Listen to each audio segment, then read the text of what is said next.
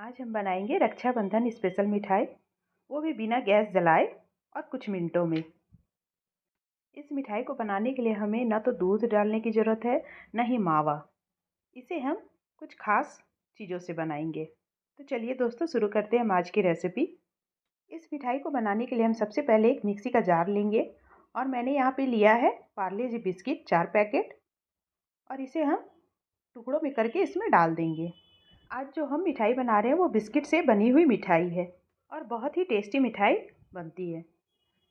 Biscuit डालने के बाद हम इसमें डालेंगे 10 से 12 काजू और 10 से 12 बादाम, और इसी के साथ हम इसमें डाल देंगे 2-3 इलायची और आधा चम्मच चीनी और 2 बड़े चम्मच मिल्क के पाउडर। इसे हमें पीसकर इसका एक फाइन पाउडर तैयार करना है। तो चलिए इसे हम अब पीस लेते हैं। तो देखिए, अब ये पीस के तैयार हो चुके हैं। अब इसे हम एक बाउल में निकाल लेते हैं। ये मिठाई बहुत ही कम समय में बनके तैयार होगी। तो इस मिक्सचर को अब हम किनारे कर देते हैं और इसी जार में हम मिठाई की फिलिंग की तैयारी कर लेते हैं। तो इसके लिए हम सबसे पहले इसमें डालेंगे 2 कप नारियल का बुरादा। आप इसमें दोनों तरह के नारियल इस्तेमाल कर सकते हैं, सूखा वाला या कच्चा नारियल। बस इसके काले वाले छिलके को हमें हटा देने हैं और इस्तेमाल करने हैं।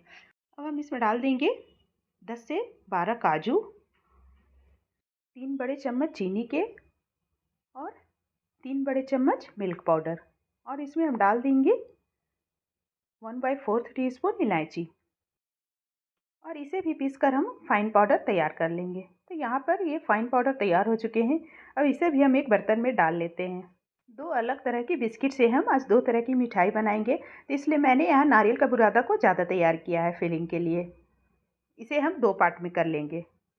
अब हम नारियल के इस मिश्रण को किनारे कर देते हैं और जो हमने पहले तैयार करके रखे थे पार्ले जी बिस्किट के मिश्रण, इसे हम ले लेते हैं। तो मैंने यहाँ पे लिया है 1 पिंच ऑरेंज फूड कलर और उसमें हाफ टी स्पून दूध डालेंगे और इसे अच्छे से मिक्स कर लेंगे। मिक्स करने के बाद इस घोल को हम मिश्रण में डाल देंगे। अगर आप कलर नहीं डालना चाहते हैं तो इसे स्किप भी कर सकते हैं, बिना कलर के भी इसे बनाया जा सकता है। अब हम इसमें 2 से 3 चम्मच दूध डालेंगे और इसका एक सॉफ्ट डो तैयार कर लेंगे। इस मिश्रण में हमें दूध एक बार में नहीं डालेंगे, थोड़ा थोड़ा करके डालेंगे और मिक्स करते जाएंगे। ज़्यादा सॉफ्ट हमें डो को नहीं तैयार करना है। तो इस मिश्रण में मैंने 2 से 3 चम्मच ही दूध को डाला है और देखिए ये सॉफ्ट डो तैयार हो चुके हैं। इसे हम अच्छे से मिक्स कर लेते हैं और इसे एक दूसरे बर्तन में रख लेंगे। इसे दोनों हाथों से इस तरह से हम थोड़ा सा चिकना कर लेंगे ताकि इसमें दरारें ना रहें। तो पार्ले जी बिस्किट के अब डो तैयार हो चुके हैं। अब हम इसे दूसरे बर्तन में रख देते हैं और इसी बाउल में हम डालेंगे नारियल का बुरादा। नारियल का बुरादा हमें यहाँ पे आधा ही इस्तेमाल करना है, बाकी हम दूसरी मिठाई में इस्तेमाल करेंगे। तो इसे भी हम थोड़ा थोड़ा दूध डालकर इसका सॉफ्ट डो तैयार कर लेंगे। इसमें भी हमें ध्यान रखना है कि दूध एक बार में नहीं इस्तेमाल करना है, थोड़ा थोड़ा ही डालना है और इसका एक सॉफ्ट डो तैयार करना है। आप चाहें तो नारियल के बुरादे का डो एक बार में भी तैयार कर सकते हैं। मैंने यहाँ पर आधा आधा इसलिए किया क्योंकि मुझे दोनों मिठाइयाँ अलग अलग टाइम पे बनानी थी, इसलिए मैंने डो को आधा ही तैयार किया है फिलिंग के लिए। तो नारियल के बुरादे वाले डो को हम इस तरह से चिकना कर लेंगे चारों तरफ से, और कोशिश करेंगे कि इसे हम स्क्वायर शेप में दें। आप चाहे तो इसे गोल भी दे सकते हैं, पर मैंने यहाँ पे स्क्वायर शेप में दिया है। इसे हल्के हाथों से दबाते हुए इस तरह से स्क्वायर शेप में बना लेंगे। अब इसे हम किनारे कर देते हैं और मैंने यहाँ पे इस मिठाई को बनाने के लिए एक फॉयल का इस्तेमाल किया है। फॉयल पे हम इसे रख कर अपने हाथों से हल्के हल्के दबाकर हाथों से शेप देते जाएंगे, और उसके बाद हम एक बेलन लेंगे और इसे बेल देंगे।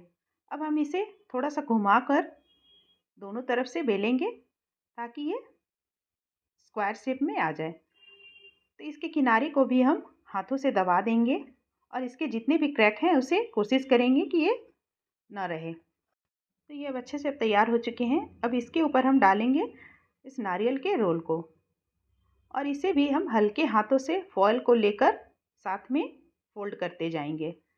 इसे हमें रोल करना है दोनों तरफ से, और इसके जितने भी क्रैक हैं उसे हमें बराबर कर देने हैं। अब इसके ऊपर की भी लेयर जो मैंने डाले हैं उसे भी हमें स्क्वायर शेप में ही तैयार करना है। तो सबसे पहले हम इसके जितने सारे क्रैक हैं इसे हमें चिकना कर देना है ताकि मिठाई जो है वो अच्छे शेप में आए। इस तरह से हम फॉइल को लगाकर इसे शेप देते जाएंगे और देखिए ये अच्छे शेप में अब आ रहे हैं। इसे थोड़ा सरफेस पे हल्का सा जब अप और डाउन करेंगे तो ये अच्छे शेप में आ जाएंगे। तो ये अब तैयार हो चुके हैं। इसे हम अब आधे घंटे के लिए फ्रिज में रख देंगे। तो अब हम कर लेते हैं दूसरी मिठाई की तैयारी। तो इसके लिए मैंने यहाँ पे लिया है 30 वाला ओरियो का बिस्किट और इसे भी हम टुकड़ों में कर लेंगे। इसे हमें 2 टुकड़ों में कर लेने हैं। अब हम एक मिक्सी का जार लेंगे और उसमें इन बिस्किट को डाल देंगे और इसी के साथ हम डाल देंगे इसमें 10-12 काजू और 2 बड़े चम्मच मिल्क पाउडर। ये बिस्किट मीठी ज़्यादा होती है इसलिए हम चीनी इसमें नहीं डालेंगे और इसका एक फ़ाइन पाउडर तैयार कर लेंगे और इसे हम डालेंगे एक बाउल में और इस मिश्रण में भी हम 2 से 3 चम्मच दूध डालेंगे और इसे मिक्स करते जाएंगे और ये जब अच्छे से मिक्स हो जाए तो इसका हम सॉफ्ट डो लगा लेंगे। तो देखिए अब सॉफ्ट डो तैयार हो चुके हैं।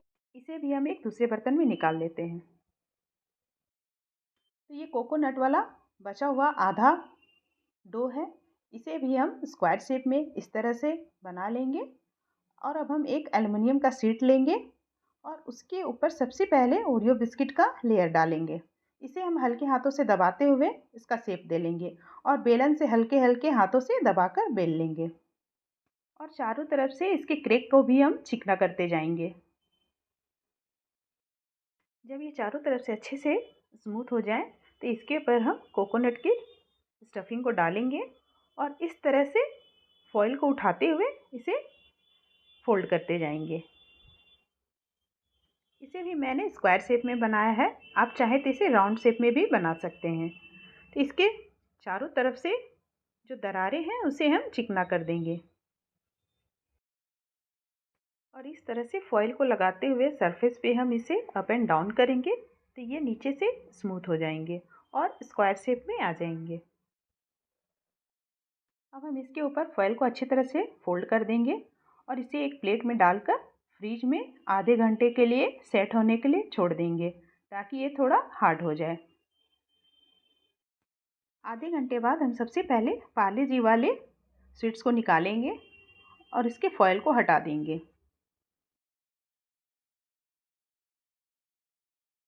तो इसे हम इस तरह से काट लेंगे। आप अपने हिसाब से पतला या मोटा कर सकते हैं। तो यहाँ पर हमारी सारी स्वीट्स रेडी हो चुके हैं। आप देख सकते हैं कि ये स्वीट्स कितनी अच्छी बनी हैं। इस रक्षाबंधन में आप इसे ज़रूर ट्राई करें। ये स्वीट्स सभी को बहुत पसंद आएंगे। ये अब दूसरे स्वीट्स को भी हम फ्रीज से निकाल कर इसके फॉइल को हटा देंगे और इसे भी काट लेंगे।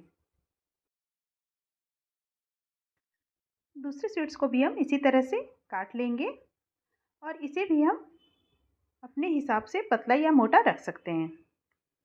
तो आप देख सकते हैं ये दूसरी वाली स्वीट्स भी बहुत ही अच्छी बनी है। दोस्तों अगर आपको मेरी रेसिपी पसंद आती है तो प्लीज़ मेरे चैनल को सब्सक्राइब ज़रूर करें, लाइक शेयर एंड कमेंट भी करें। जल्द ही मिलूँगी मैं आपको अपने नए रेसिपी के साथ। तब तक के लिए goodbye and thank you.